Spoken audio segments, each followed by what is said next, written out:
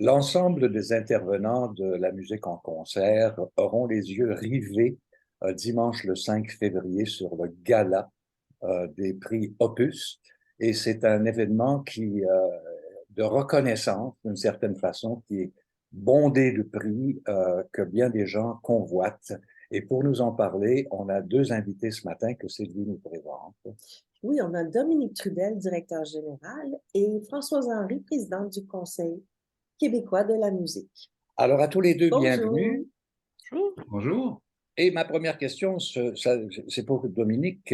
J'aimerais qu'on fasse un petit historique. On en est à la À la quelle version 26e, déjà? ouais, 26e édition. Oui. Alors, il y a 26 ans, naturellement, c'était vraiment la mode des galas. Hein. On voit qu'il y a une petite baisse dans la popularité des galas, mais vraiment, il y a 26 ans, je pense que le milieu de la musique de concert avait besoin de cette reconnaissance. Et ça ne s'est pas démenti au fil des ans.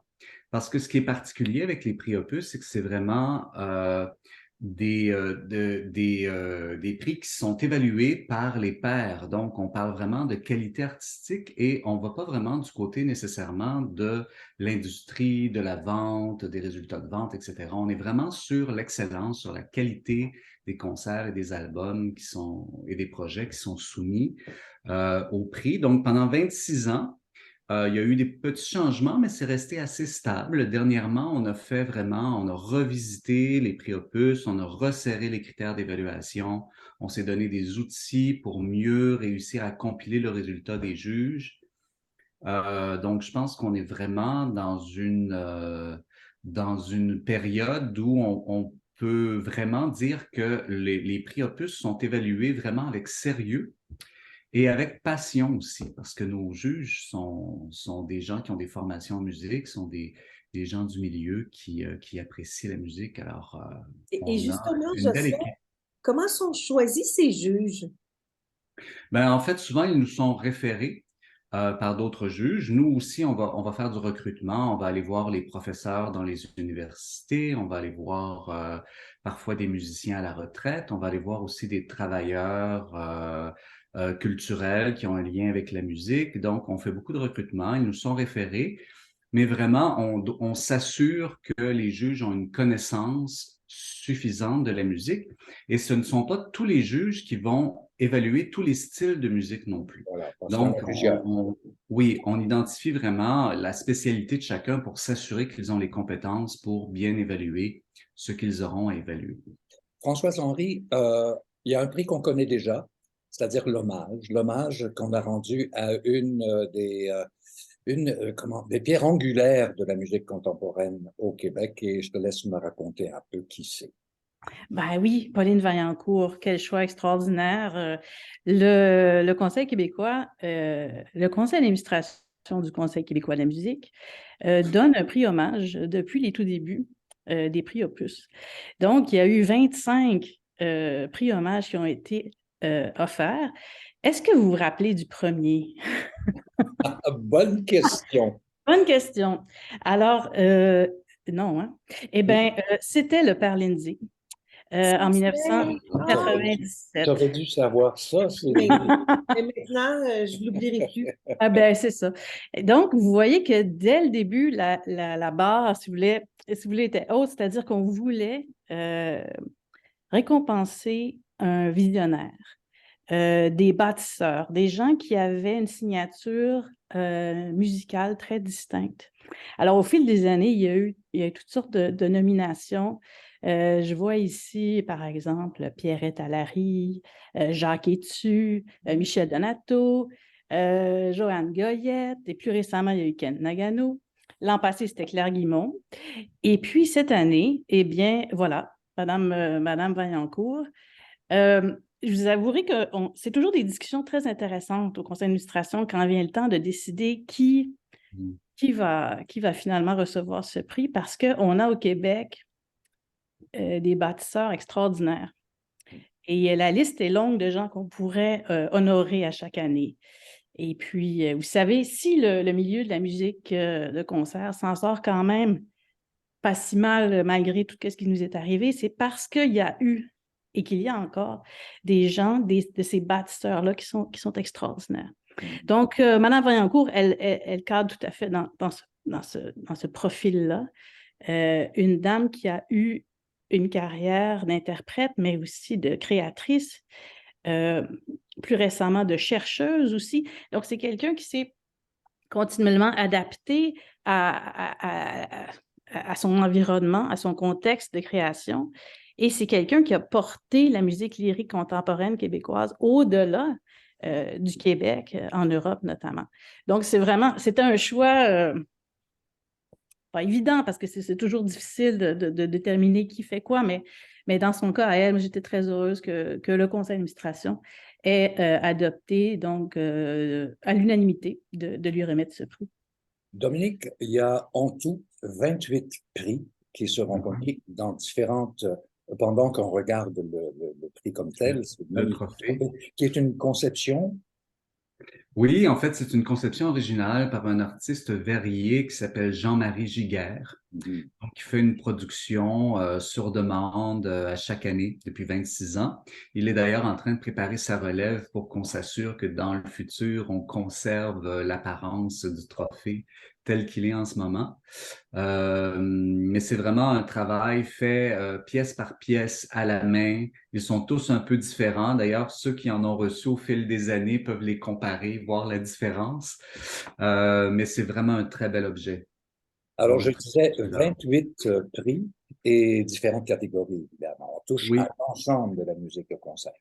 Oui, l'ensemble de la musique de concert. Naturellement, les catégories, c'est toujours un peu difficile de vraiment les regrouper parce que si on voulait vraiment reconnaître ce qui se fait de pointu dans chacune des familles musicales, il faudrait remettre le double de prix.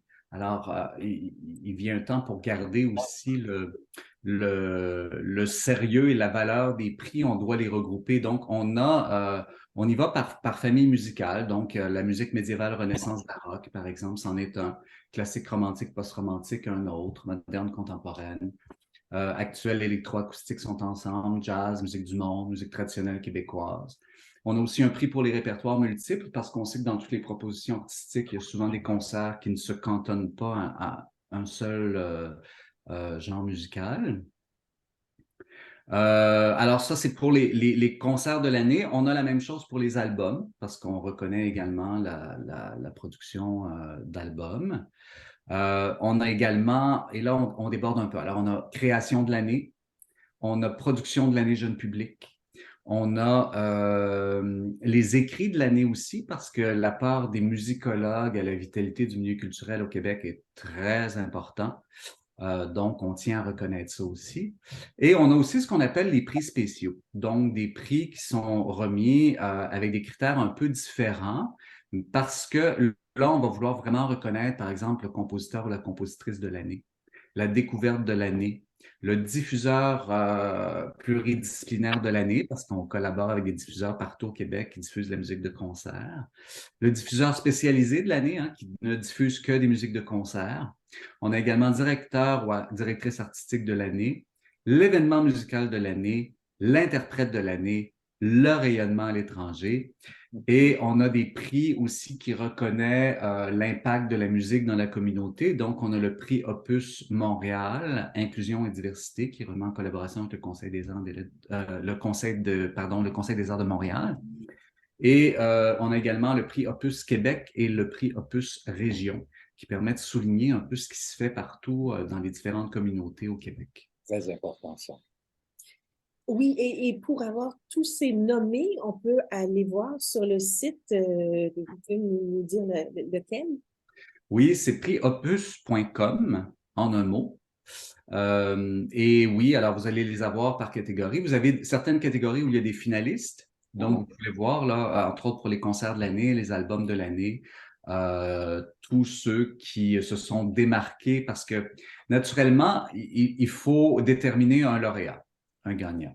Mais moi, je les vois, les résultats, les notes des juges, hein. Je peux vous dire qu'entre 3 ou 5 finalistes, les écarts là, des premiers finalistes, là, je vous jure que c'est vraiment mince. Alors, c'est vraiment tous les finalistes sont lauréats, en fait, parce ils ont vraiment réussi à se démarquer du lot.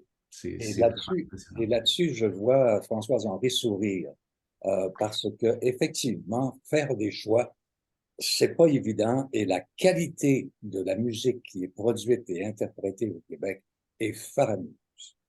Absolument. Je ne peux pas être plus d'accord avec toi, Winston. Et je pense que ça témoigne d'une vitalité, oui, mais d'une qualité qui ne se démord pas. Je veux dire, d'année en année, on se retrouve avec des notes qui sont très proches, des coups de cœur que tu dis, mais là, tu sais, par exemple, en jeunesse, tu sais, il y a des choses que tu dis, mais ça y prendrait, tu sais, beaucoup plus de prix parce que finalement, tu sais, les qualités des concerts qui sont présentés, des concepts, la Les vitalité pistes, qu'il y a là-dedans, tu sais, c'est fantastique. Donc, oui, faire des choix, ça veut dire qu'on en délaisse certains, effectivement. Mais bon, en c'est tout pas cas, toujours évident. non. Euh, oui, vas-y. Ce gala sera animé par Jocelyn Lebeau. Un mot peut-être sur l'animateur du gala qui est plus Ben, opus. Jocelyn Lebeau, c'est un jeune, hein, parce que naturellement rendu à notre âge, on les trouve tous jeunes. Mais Jocelyn, donc, c'est un jeune comédien et animateur aussi qui a déjà animé une édition du gala en 2019. Et on travaille vraiment avec lui très étroitement pour développer le gala parce que cette année, comme on a passé 2 années où on n'a pas pu se rencontrer, on n'a pas pu tenir le gala en salle comme d'habitude, donc on avait fait des web diffusions. Cette année, on retourne en salle et on a décidé de casser la formule. Donc, ça va être très différent cette année et il y aura des entrevues qui vont être des entrevues croisées entre les lauréats qui vont être animées par Jocelyn. Alors vraiment, Jocelyn est très, très excusez-moi, oui, je pense que j'ai Pendant qu'on regarde une image, ouais. c'est-à-dire la photo de Jocelyn. Oui, Je m'excuse, je vois que mon image est figée. Je vais essayer de la. voilà, Ouais. Voilà. on y C'est est. revenu. Alors voilà, donc Jocelyn va animer des entrevues où on va aller un petit peu plus loin dans le contenu que le traditionnel remerciement qu'on voit lors des galas. Donc, ça risque d'être vraiment très intéressant. Est-ce qu'on peut considérer, Françoise-Henri, toi qui es tellement branché sur le milieu, que c'est, comment dire, que c'est une remise, oui, d'une certaine façon, mais en même temps, on donne des sous, hein. Il y a des Il y a bourses. des bourses qui sont offertes. Est-ce que Absolument. tu peux me raconter un peu? Il y a quelques prix qui sont assortis de bourses. Donc, il y a le prix notamment Inclusion et diversité qui est remis conjointement par le Conseil des arts de Montréal et le CQM. Il y a le prix Interprète de l'année qui a une bourse de 5 000 $. Et il y a aussi le prix Avec Jeune public. Excuse-moi, oui, vas-y, Dominique. la production de l'année.